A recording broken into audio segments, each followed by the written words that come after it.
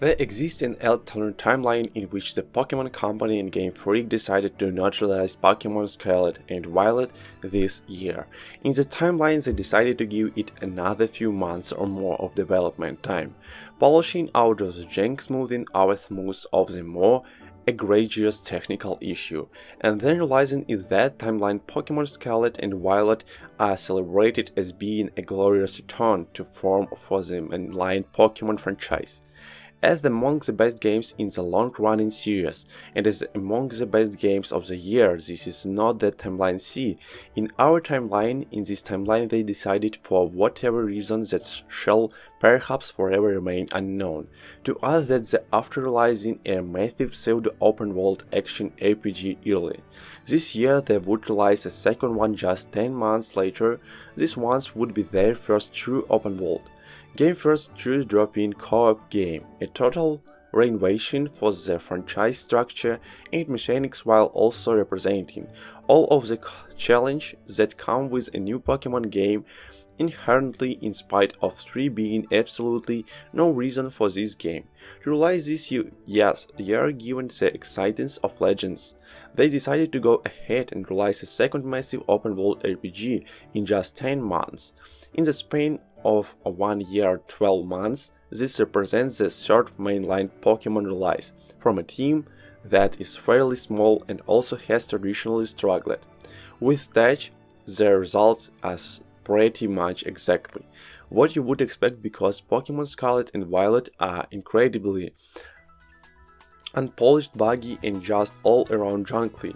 The entire experience is based by technical flaps pop in on steady frame rate, collision detection, issue clipping, flickering, low resolution textures, sparse environmental density, you name it, really none of those a game-breaking issue in and of themselves. They are the kind of thing you sand and iron out in the final months of development, which these games clearly did not get in the days. Since the game's launch, a common refrain has been that these games are utterly unpolished and junkily boring and broken, but underneath that all they are incredibly well designed, addictive, weirdly completing games that represent all the best design this storage franchise has delivered. That is also absolutely true.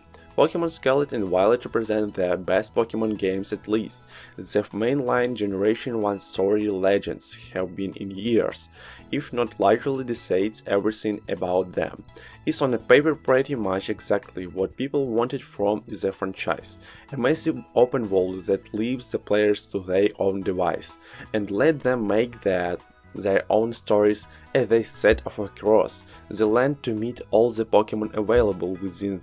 They even go a step further and try several new things that people may have wanted but never expected, or just flat out never even knew they want to take. For instance, the co-op mode Seamless, 4-player drop-in drop-out co-op, and design it to be absolutely frictionless. You and your friends can team up and play together with little to an effort, and once in the same season you can choose to team up and adventure together and remain separate and explore on your own, only joining each other when needed. You can be independently completing your campaign story missions, getting into fights, catching Pokemon, exploring with zero issue, being able to adventure with friends. This is something that people have wanted from Pokemon for a very long time, and Scarlet and Violet deliver on that promise, and they go above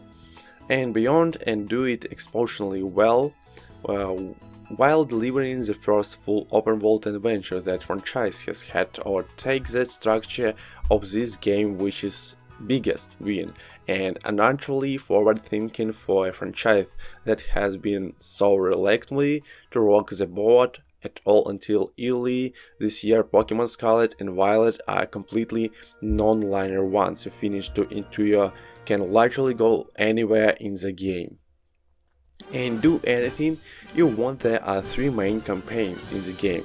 The traditional win 8 badges and become the champion and beat the L team by defending their various strongholds. A cross the region 1 and the final chase down these legends known to be hiding across. The World 1, all of them are non-linear and non-sequential. You can absolutely choose to go defeat what would ordinarily have been the final gym badge in a traditional Pokemon game right after the tutorial, and nothing stops.